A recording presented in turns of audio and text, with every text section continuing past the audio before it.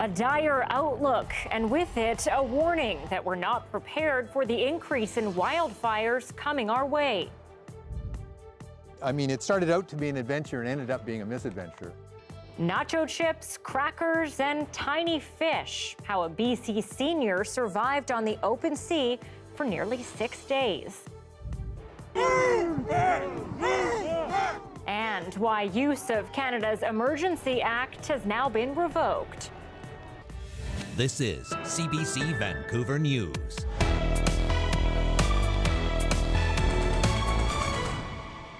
Good evening. Parts of BC are still recovering from one of the worst wildfire seasons on record. The impacts of aggressive flames were felt across this province, and now the UN is out with a warning. Things are going to get worse and quickly. Our Susanna De Silva is looking at how bad and why. Portugal, California, BC. 2017's devastating year for wildfires prompted the UN to look at what climate change could mean for future fire activity. It says the picture isn't good. I am worried about the findings of the report. I think the impacts on people, psychologically, socially and health-wise, are phenomenal and long-reaching and long-term. With input from scientists around the world, the report finds that while some areas may see fewer fires, places like the Arctic will begin to see them. And overall, the report's authors project an increase in extreme fires of 14% by 2030, 30% by 2050, and 50% by the end of the century. A disturbing but not surprising trend for those living in BC. 2017, 2018, 2021, that's 3 out of the last 5 years, were record-breaking fire seasons. That signature has the signature of climate change stamped all over it. The report suggests government should spend relatively fewer resources putting out fires and more on planning, prevention and recovery. It also suggests more reliance on Indigenous knowledge. We have to look at forestry from a different perspective and how we manage forests for future generations, and more from an ecology perspective rather from an economic perspective. 8 BC First Nations affected by the massive 2017 Elephant Hill fire are an example. They're using traditional knowledge around reforestation with more controlled burns in the fall and winter. It doesn't have to be our reality. We can take the tools that we have and the relationships that we have and do something about it, and we can change that outcome. This week, BC announced funding to make its wildfire service a year-round operation, with the next fire season just weeks away. Susanna De Silva, CBC News, Vancouver. Time now to bring in meteorologist Johanna Wagstaff. Now, Joe, it might be cold, especially these last few days, but we are reaching the end of winter. And of course, that means turning our minds toward the fire season. So how has the winter lined things up for us? Yeah, Anita, you heard Susanna say just a few weeks away. It's amazing how our season has crept up earlier and earlier, with expectations that in the next few decades, it'll start a whole month earlier. So the conditions that we do experience through winter and spring play a big role in the season we'll see ahead. I want to show you what we typically look at when we're forecasting the upcoming fire season.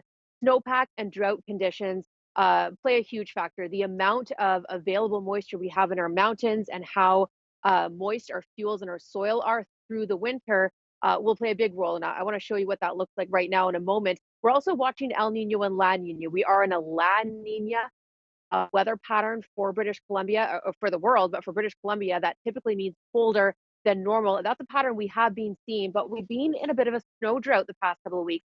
By far, though, spring precipitation is the game changer, and it goes both ways. We can end up seeing a lot of rapid precipitation that leads to a lot of growth of potential fuel to burn, but we also need a lot of precipitation, especially through June, again, to help keep our dry fuels wet enough that we won't see an explosive season. So talking to fire ecologists and fire forecasters who do use extensive modeling, they say it's getting harder and harder to predict the season ahead. I want to show you a snapshot of what we're looking at right now. This is the latest snowpack indice for BC.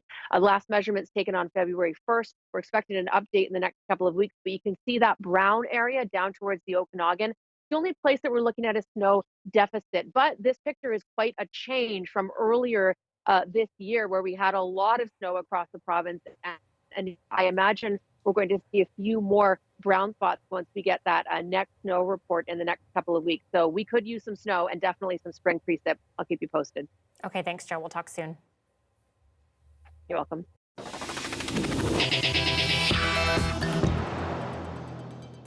Okay, a story now of a terrifying ordeal for a BC senior who thought his days were up when he ended up losing his sailboat in the Caribbean. He drifted in a life raft for days, fearing the worst. But as Brady Strachan reports, salvation arrived, all guided by help from Canada. This time we can go slow. Don Cavers is enjoying a slower pace with his grandchildren these days, moments he's grateful for considering his recent ordeal. I mean, it started out to be an adventure and ended up being a misadventure. This one I built from With 6 decades of sailing experience and multiple solo trips behind him, his latest voyage should have been routine. He set out from Colombia on December 2nd, heading for Puerto Rico. But 3 days in, disaster struck. Everything on the boat shut down. Radio, navigation, radar. Steering with a compass alone, Cavers continued north. But 3 days later, his boat came to a sudden stop. I fell asleep at a very inopportune time and woke up to a very heavy bump and found myself bouncing on a reef. Cavers said his boat started sinking and he had to abandon ship. He spent the next several days adrift, alone in a life raft, with water but hardly any food. Back home, his daughter was getting worried. Something has happened that has prevented him basically from getting in touch. Like shipwreck.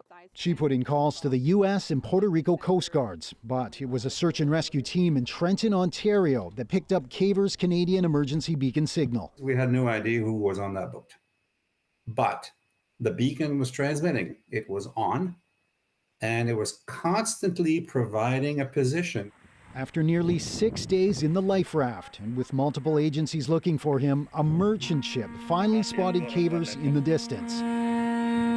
He heard it approaching and pulled out his emergency bag. I immediately unzipped and fired a couple of flares up and grabbed the radio. And to let these guys know that, hey, I can't get out of your way. And they said, oh, no. And I'm getting choked up. We're here to rescue you. Cavers was plucked from the sea with the help of the entire ship's crew. He had lost 6 kilos. Welcome aboard, sir. A week later, he was finally able to get off the ship in Jamaica and fly home, bringing with him a story neither he or his family will soon forget. Brady Strachan, CBC News, Armstrong, British Columbia.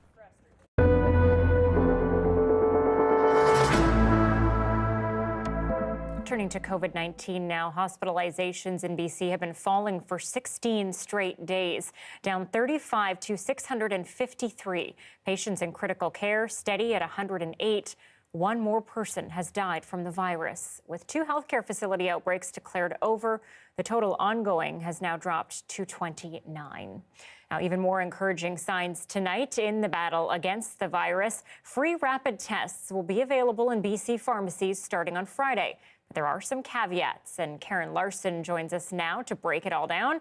Karen, who will be able to get the tests? Well, Anita, not everyone will be getting access to these tests to start with. We're getting the age 70 and older, and those in a high-risk groups are prioritized to receive the kits. Each contains 5 rapid tests. The limit is 1 kit per person within a 28-day period. Not every pharmacy will carry them. The list of those participating is on the BC Pharmacy Association website.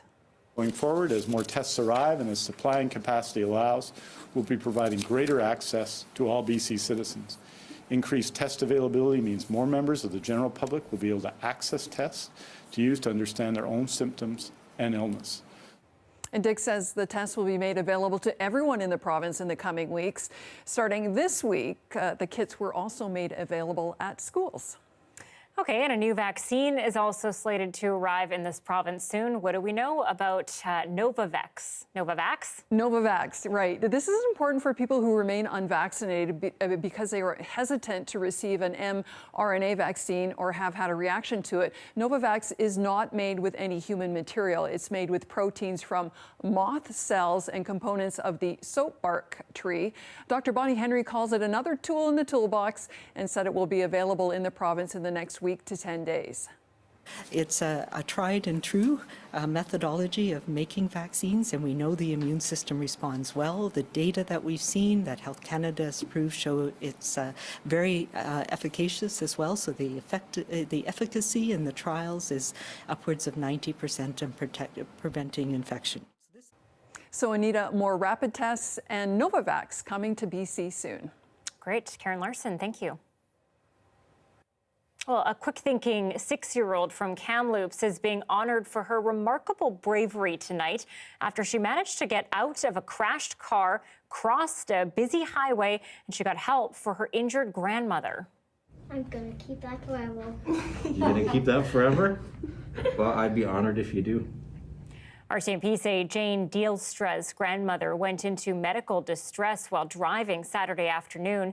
She crashed her car into some trees after exiting Highway 1 near Kamloops.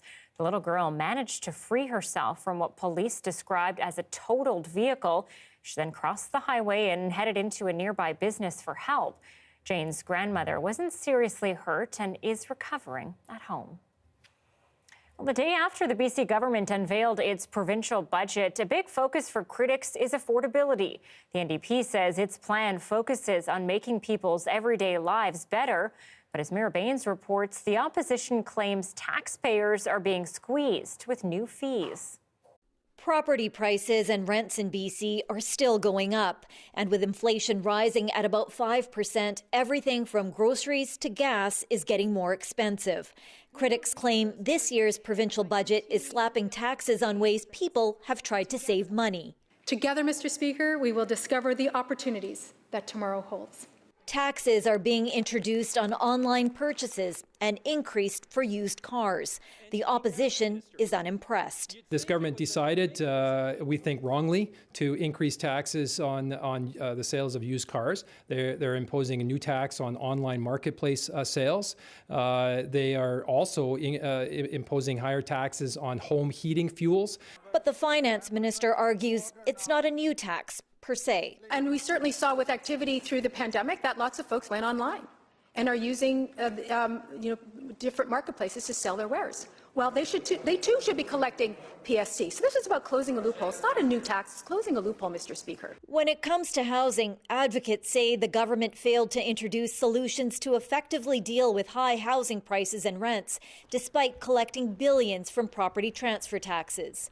The BC government is staying the course on its 10-year housing plan, $1.2 billion per year towards affordable housing.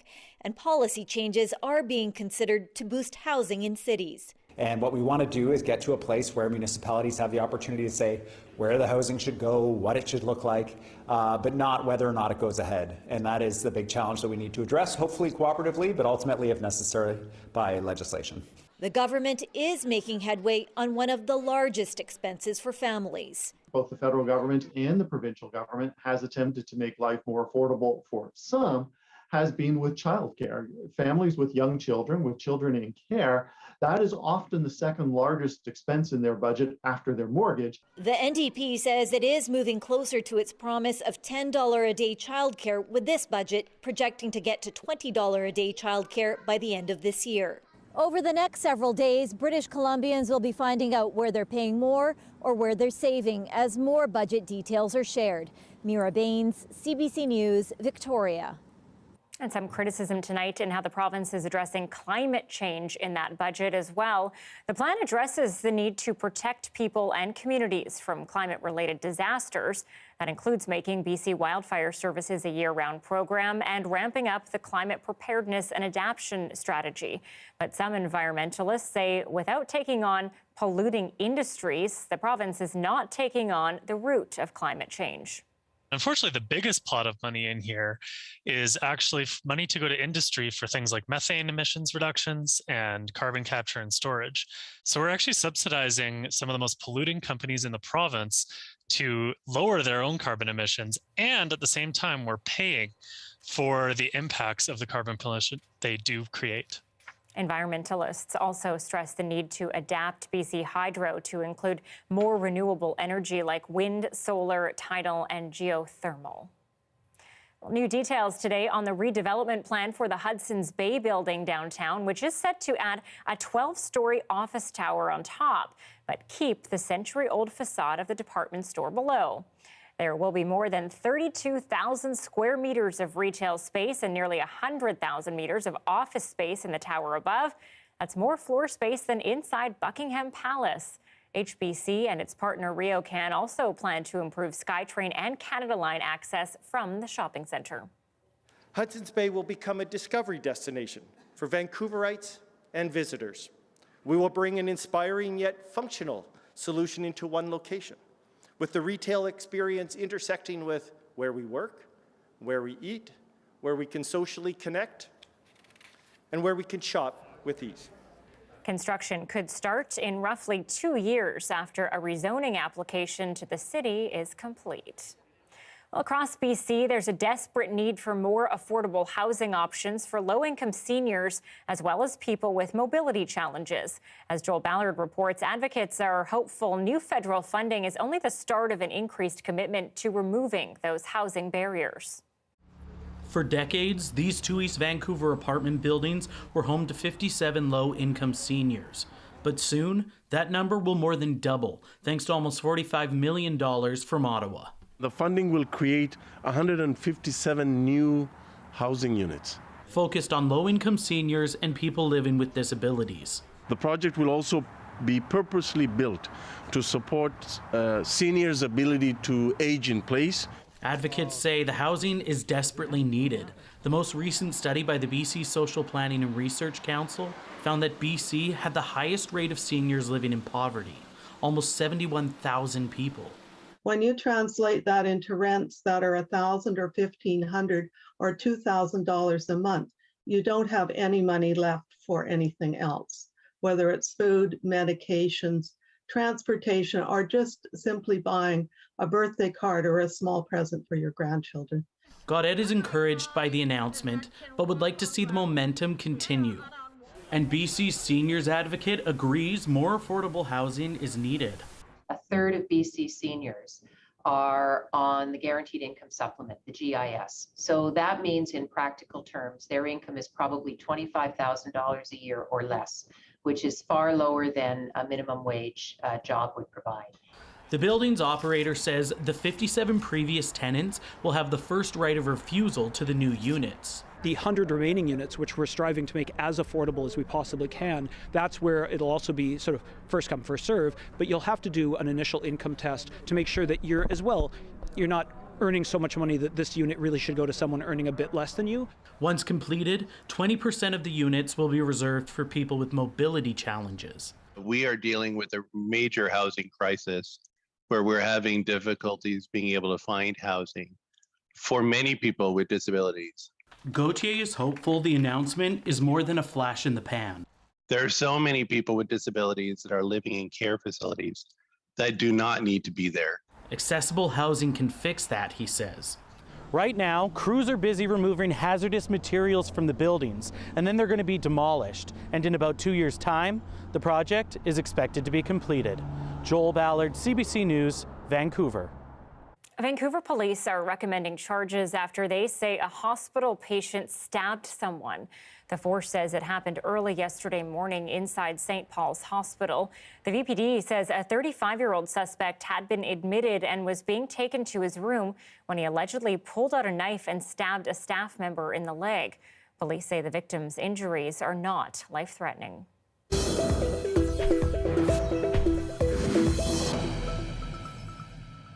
9 days after the federal government invoked the Emergencies Act for the very first time, today it has been revoked. Now, we know it caused a lot of controversy. While some have applauded Justin Trudeau, others have been calling it an overreach. David Cochrane explains why the Prime Minister says today was the day to end it.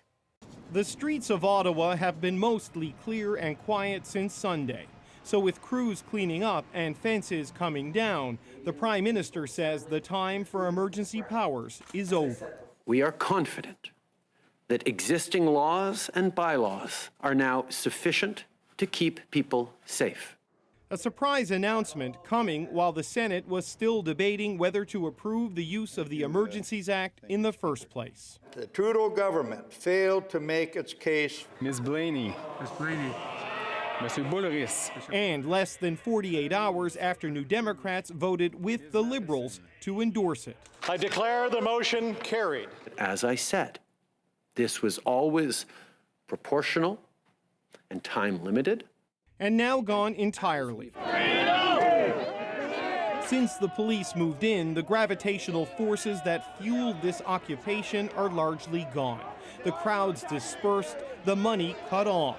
Key convoy leaders in jail or out on bail, but ordered to leave Ontario and have no contact with the convoy. We've been calling all along for the moment that those provisions are no longer necessary to revoke it, and we're satisfied that today the provisions of the Emergency Act were revoked. The NDP says the threshold has been met to revoke the order. The Conservatives say Trudeau is backing away from a power grab. Nothing has changed in the past 48 hours except the Prime Minister, we believe, recognized how wrong he was to invoke it in the first place. The emergency phase is over. Now the accountability phase begins. A special parliamentary committee will study the government's use of these powers, while a mandatory public inquiry will investigate the circumstances that led to these emergency measures in the first place. David Cochran, CBC News, Ottawa.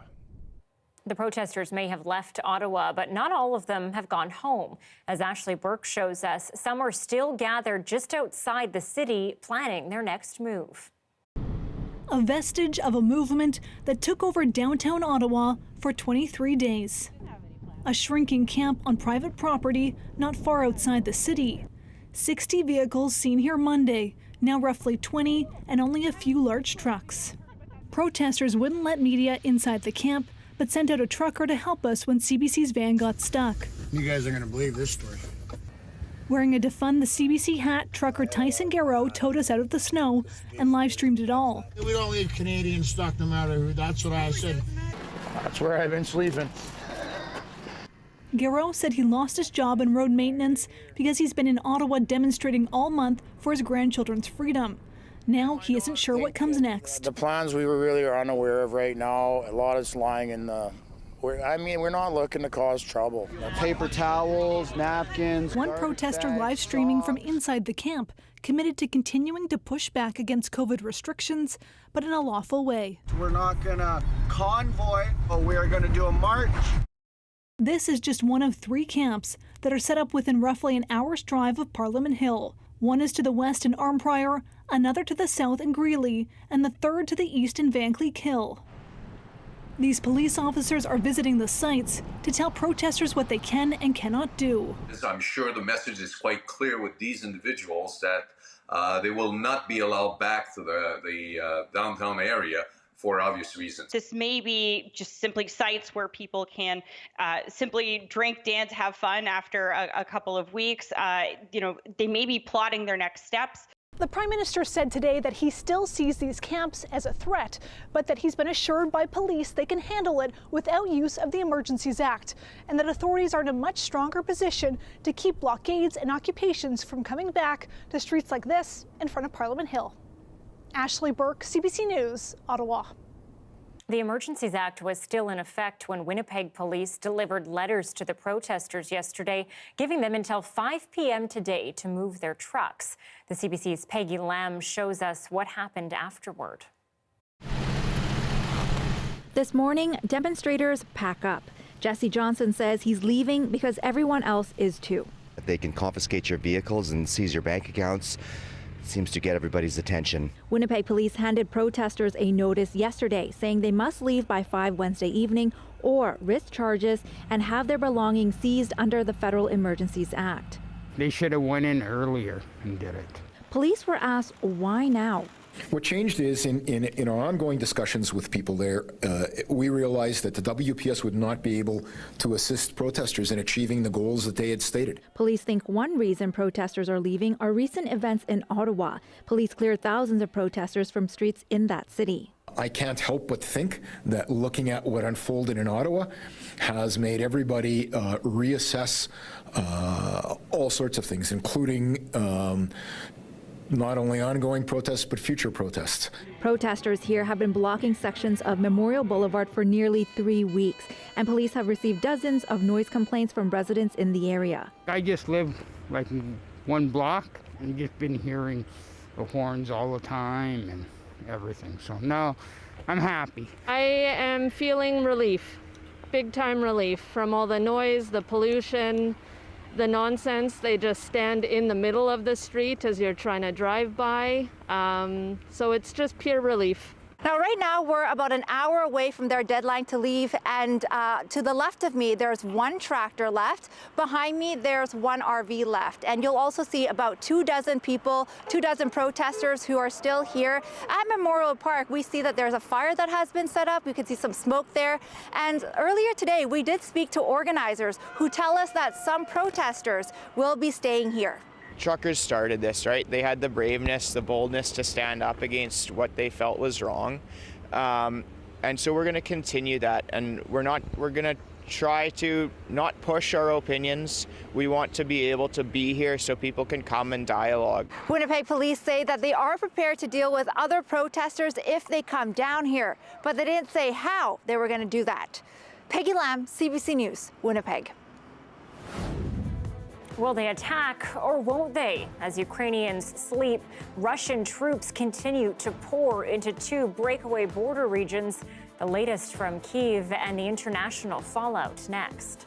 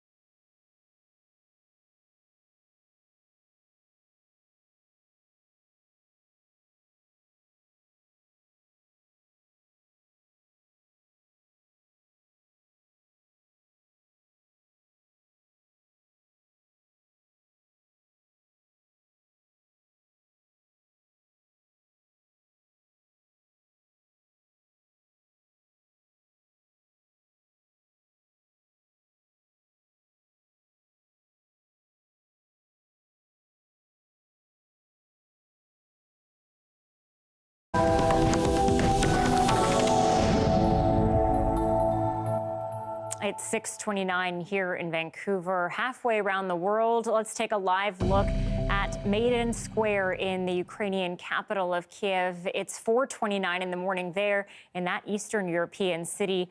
It seems the country is inching closer to war, with Russian troops now in two breakaway regions, Luhansk and Donetsk.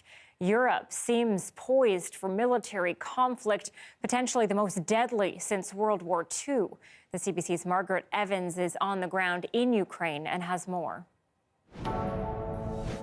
Kiev's monument to freedom, keeping watch over a city whose calm has stood fast in recent days, despite the sound and fury all around. But Ukraine's government is clearly signaling it no longer believes a wider war with Russia is avoidable. The call for a 30-day state of emergency came this morning from security chiefs, Parliament not hesitating to approve it, along with legislation allowing ordinary citizens to carry firearms. And reservists called up yesterday started showing up for duty today. I was ready, so I had my backpack full, I checked my armor, I checked my helmet, I checked my weapon. Artem Zakharov is a member of the Territorial Defense Forces, normally a procurement manager. He admits to some nerves. It does not scare us helpless. It makes us, I would say, angry. In the western city of Lviv, where many diplomatic missions have relocated to, local authorities practiced loudspeaker drills in case communications go down. There were reports of more cyber attacks on government websites here, blamed on Russia. And any window left for diplomacy seems to be fast disappearing. Ukraine's foreign minister told UN members his country alone is not under threat. Your governments and your people will face painful consequences together with our government and our people. This is why we need to use this last chance for action and stop Russia where it is. In Moscow, after laying a wreath at the tomb of the unknown soldier, the Russian President Vladimir Putin took to the airwaves again. Russia is always open to dialogue, he said, but Russia's interests and our people's security are unconditional. And by day's end, Ukraine had also urged its citizens inside Russia to leave. That's the CBC's Margaret Evans reporting in Ukraine. Now in Washington, D.C., the White House has repeated warnings an invasion could come within hours. As Susan Ormiston reports, nations around the world are on alert. In Kyiv, the Russian embassy is shuttered, its flag removed. Russian citizens being told to get out of Ukraine, as UN members, including Canada, blame Russia for unprovoked aggression. Russia and its acolytes can spin and can contort all they want, but the violations of international law are theirs. The loss of life, the wounding, the pain, the suffering are all their responsibilities. The U.S. State Department warning Ukraine that Russia could invade within hours. It could start today. It could start tomorrow. It could start next week. What we haven't seen is any indication that the Russians are backing away from this. Instead, the invitation from pro-Russian leaders in separatist territories to come help. Military convoys on the move. As Russia's UN representative blamed Ukraine. Territories lost as a result of the hate-filled policy against its own citizens that Kyiv has turned into a national idea after the illegitimate Maidan coup of 2014. The 2014 Maidan revolution in Kyiv toppled Ukraine's president, sympathetic to Russia. In turn, Russia moved into Crimea, covertly at first. Are you Russian troops? Nothing. And now? Our world is facing a moment of peril. I truly hoped it would not come. More U.S. troops are repositioning in Eastern Europe. The EU warning of escalating sanctions, and Washington signaling Russia should expect casualties too. Body bags will return to Moscow, that Ukrainians will fight back. With the dire warnings of worldwide wildfires to come, coming up, we speak to a Salish firekeeper on what role Indigenous traditions might play in keeping the flames at bay.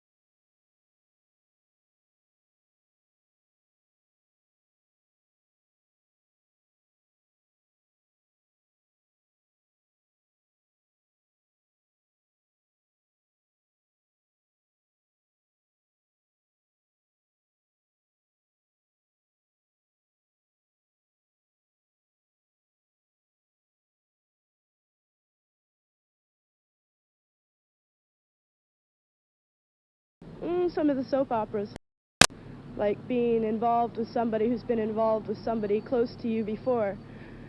Come on, television is one of the roots to all evil, isn't it? My point of view is that what the Smothered Brothers said on one of their shows is kind of controversial about who's the final opinion maker, and that's the switch on your dial. I guess we're exposed to it when we're little kids, so we just, you don't have any other choice, you just like it like that, yeah. Well, just all the little shows where you have to learn something off of them. Yeah, those little moral stories. Don't like the morality. Like getting Reagan's wife on there on different strokes. Watching commercials and watching these little half-hour dramas where conventional thinking is reinforced and differences and eccentricities and new approaches are sublimated to some sort of good housekeeping family structure, which is, I realize, politically and perhaps economically important that you have conventional and typecastings of our large population. We're much more manageable that way, but it doesn't, you have to also be able to encourage people to make their own judgments and make their own assessments. I love TV. Without TV, I'm lost. What would you do without TV? Without TV, I'd go get me one. My husband has it on all the time. I think he likes the movements. The what? The movements. The movements? Yeah, the TV. What kind of movements? Just the people moving around, I guess. Oh, I see. Mm-hmm.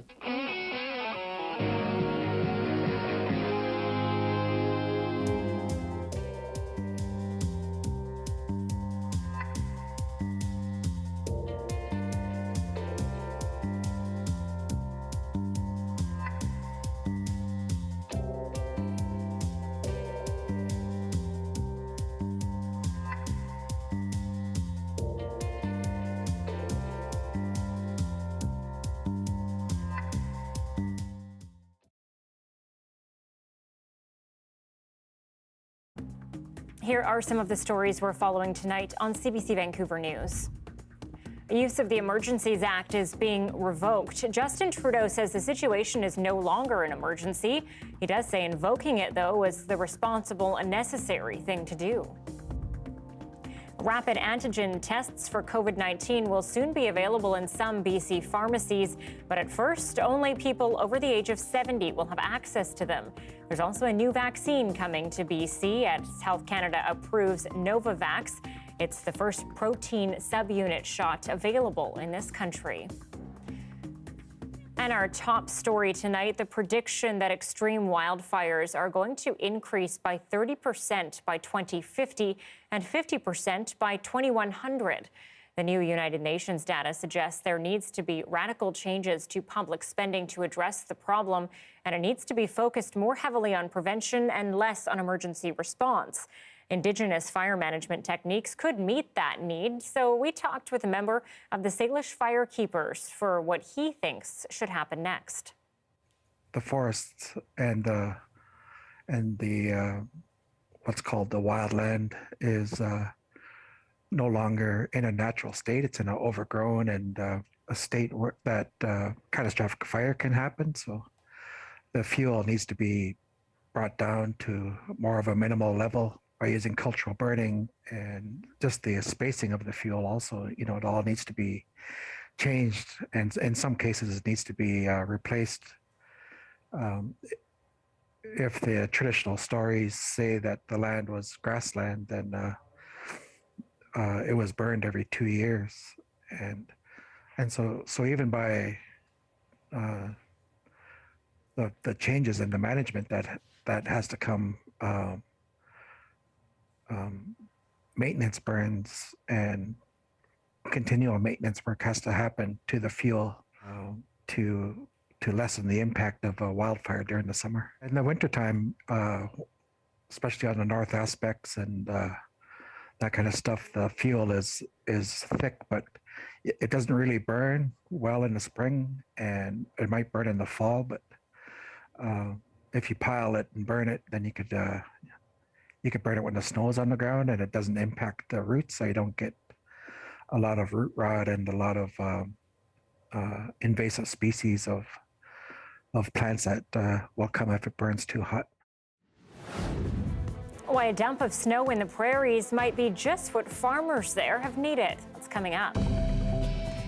And at 6:40, a live look tonight at Tofino. I'm blown away by this beautiful sunset.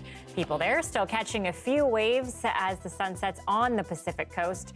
Johanna is back after the break with a full look at the forecast.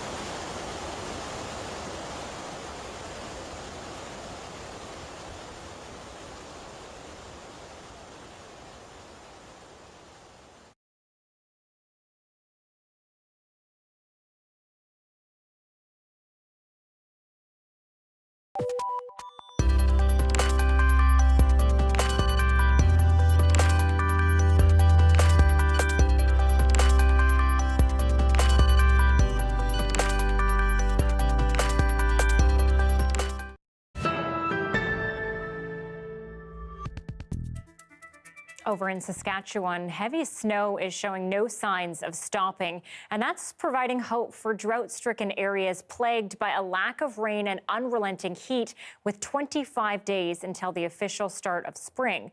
Bonnie Allen is looking at the latest on that drought outlook. Snow drifting up to eaves troughs, burying cars, filling ditches, and raising hope among farmers, like Stan Jeeves in southeastern Saskatchewan, that when the snow melts in the spring, it will help deeply dry soil. One snowbank right in front of me now, I'd guess it's double the height of a 6-foot bale, so 10, 12 feet in the air. I think it's given me some optimism, for sure. Some prairie farmers have been dealing with drought conditions for several years. And while southwestern Saskatchewan and southern Alberta have still been shortchanged this winter, most parts of the prairies have had near normal or above normal precipitation.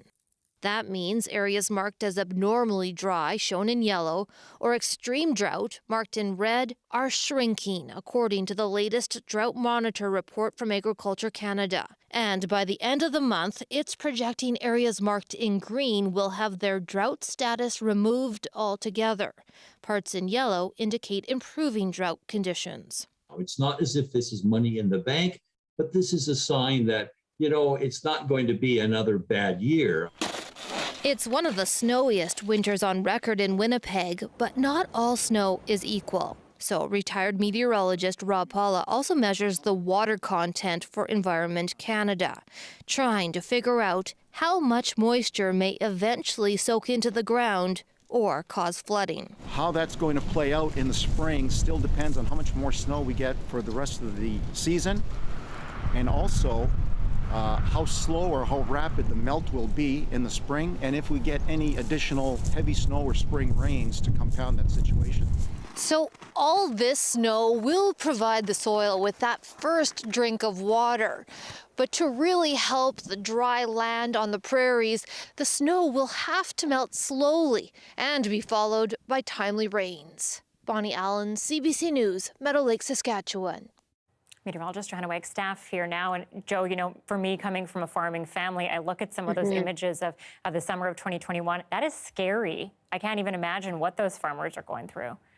It really is, yeah, Anita. And I know we had a very different kind of summer here in British Columbia, but we saw some moderate drought levels across the interior and severe drought across the island this summer. It doesn't take much. So really watching those snowpack numbers, and I mentioned earlier in the show, hoping to get some new data, especially for areas where we're in a bit of a snow drought, like the Okanagan, hoping that La Nina has a couple more punches for the mountains anyway before the season is done. And we're certainly seeing La Nina in the temperatures. Take a look at the currents across the board.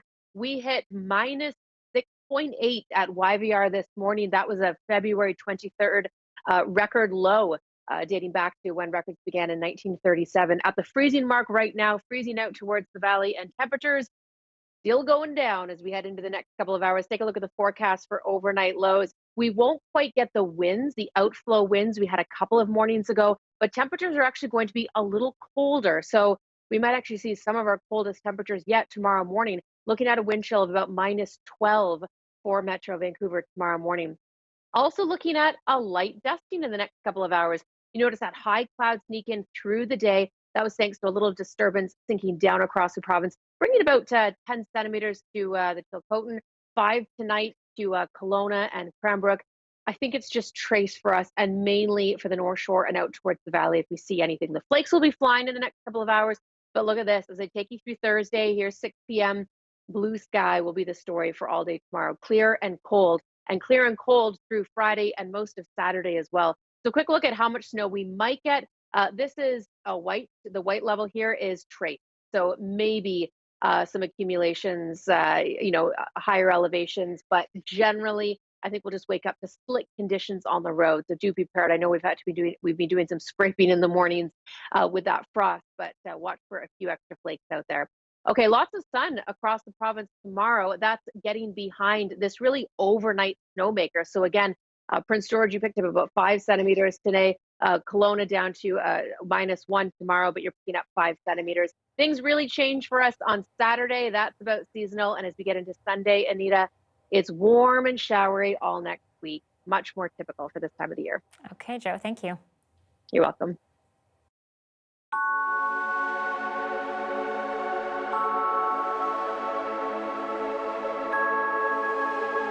Food prices jumped 6.5% in January. That's the fastest increase in more than a decade. And those skyrocketing costs are putting a strain on household budgets. And food banks are struggling to keep up with demand as well.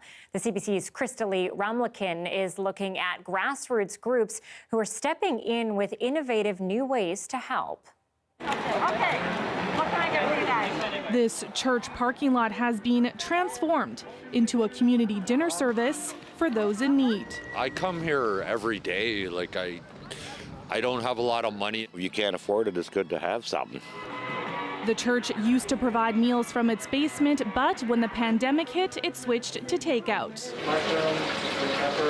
Volunteers prep food in the church's newly renovated kitchen. More than 300 meals are brought outside and served. It's just as important to be innovative about our ideas as it is about accomplishing the task of feeding people who go without food. Father Toby Collins has seen a sudden increase in people looking for help. There's this need for basic necessities that they used to be able to afford. In PEI, this is the province's first community fridge. It's packed with free groceries. For students like Kayla Baldwin, it's a lifeline. Try to pay like fees and stuff. It's also hard for food and rent and everything else. 15-year-old Samuel Sunil came up with the idea for the fridge with his sister. It's open 24/7. To keep up with growing demand, volunteers have to restock it throughout the day. They can rely on the PI community fridge to take something, or the next day they can also contribute to it. In the far north, this local community food center has launched a new program providing traditional food staples like muskox. The recent rise in the cost of gas has even made hunting too expensive for some. Especially for community members who are experiencing chronic food insecurity, having regular and consistent access to country food is essential to their health and well-being. But experts say these kinds of charitable food programs are not a long-term solution. We need public policy change. We need programs that redistribute income, land, that address systemic inequalities. And with record food prices expected to continue throughout the year, it's almost certain more and more people are going to be relying on community to help put food on the table. Kristali Ramlakan, CBC News, Ottawa. The world is slowly reopening, but coming up, we look back at some of the creative solutions for a bartender who for a while had a bit of a quiet go.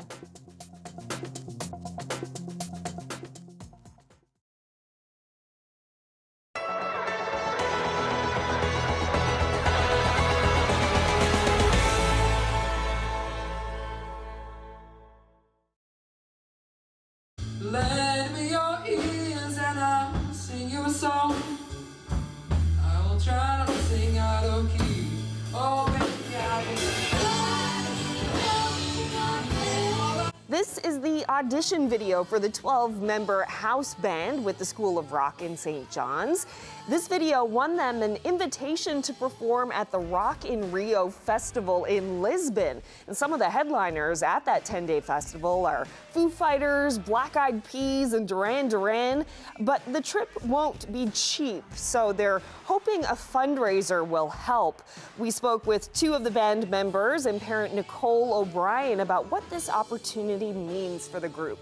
A few weeks ago, we get this invite, and it's an even bigger deal than we imagined because there are 300 School of Rock locations across the country, or across the world, sorry, and they had selected 16 from North America and just one from Canada, and it's this group. So it's just incredible. I was super excited when it happened because I realized how big an opportunity it was, because there's not many people that get to experience this at such a young age too. And we get to meet other bands and stuff like that. It's super exciting, and I was super happy. We're a rock band, so evidently we play we tend to play like classic rock music. So I'm talking a little bit of Metallica, Red Hot Chili Peppers. If we go up there, people basically get to go as a team, as friends, as a band. We want to make this happen really bad for the kids, especially after the last couple of years that they've had. So as you can imagine, we have various different situations in all of our families. Not everybody has a spare 10 grand kicking around in their sock drawer, for example. So we have sort of thrown together this huge fundraising initiative. We created a GoFundMe page. We have all kinds of ideas for raising money, but our ultimate goal is to get the whole house band to Portugal in June. It's a really great experience getting to travel as a group. Not many people do that anymore because COVID and all, but we get to do this all together and play music and on a stage in front of a huge crowd of thousands of people. And not many people, like I said, would get to do this in their lifetime. And I'm just really, really appreciative. And I would assume everyone else is too. So on the GoFundMe, we've set our goal at $28,000. It's lofty, we know.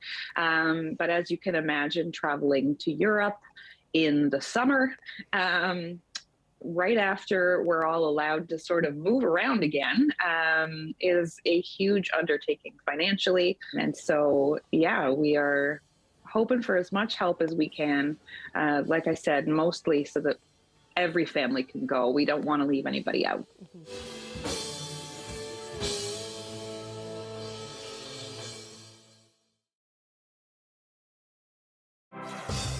Hi, I'm Amy Bell, and here's what's in your CBC Vancouver inbox. Join CBC British Columbia's Michelle Elliott at 2 upcoming events. Celebrate International Women's Day and get inspired at the virtual West Coast Leafs Equality Breakfast for dinner on March 8th. Get your tickets at westcoastleaf.org. And on March 10th, join women entrepreneurs for insightful conversations at the Surrey Board of Trade's Entrepreneur Showcase. Learn more at businessinsurrey.com. Where the hospitality industry hit especially hard during the pandemic, owners and staff have had to blend more creativity into their craft in order to survive. Sky Plowman is one bartender who served up a number of new career opportunities when her 16-year gig dried up. Take a look. I've always loved bartending. You know, there's something about bars that really bring people together. It can be a great opportunity to like meet, to like get some insight on the town that you're in. I just think that they're a really unique place. So I'm Sky Plowman. I'm the bar manager, bar supervisor, bartender, barmaid, don't say barmaid, here at the Explorer Hotel in the Trapline Lounge. It's not a great time to be a hotel bartender, let me say. After 16 odd years of being in the industry, I'm used to, go, and, being on my feet and rushing around a place. And to switch from, going on high gear to nothing at all was tricky.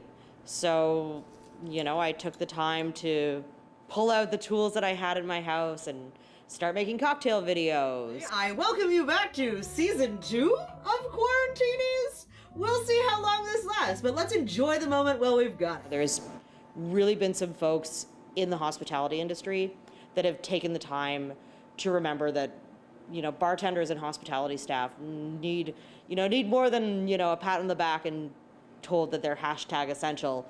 They need money to pay the rent. Doing things like Zoom comedy shows. We find ourselves with a very lucky recent divorce. It actually gave me a chance to really diversify what I was doing and what I wanted to be doing, and how I wanted to find joy and a hustle. Just to layer that off. It's interesting. A lot of people have left the industry here in the north, especially. You don't have that new stock of folks that come up because they just want to give it a try. People aren't really moving unless they know it's a sure bet. This is where my passion is. I've been taking care of this little boat in this storm for some time. It would feel like a waste to just toss it now. So honestly, I will keep doing what I do, keep polishing glasses, keep making cocktails, keep waiting for folks to, come in and join me at the bar for a drink. On that note, perhaps time for a cocktail. Thanks for being with us tonight on CBC Vancouver News. We'll see you back here tomorrow, but we are leaving you tonight with some photos of the North Shore's Kate's Park. They're shot by our Gordon Lovren. Good night.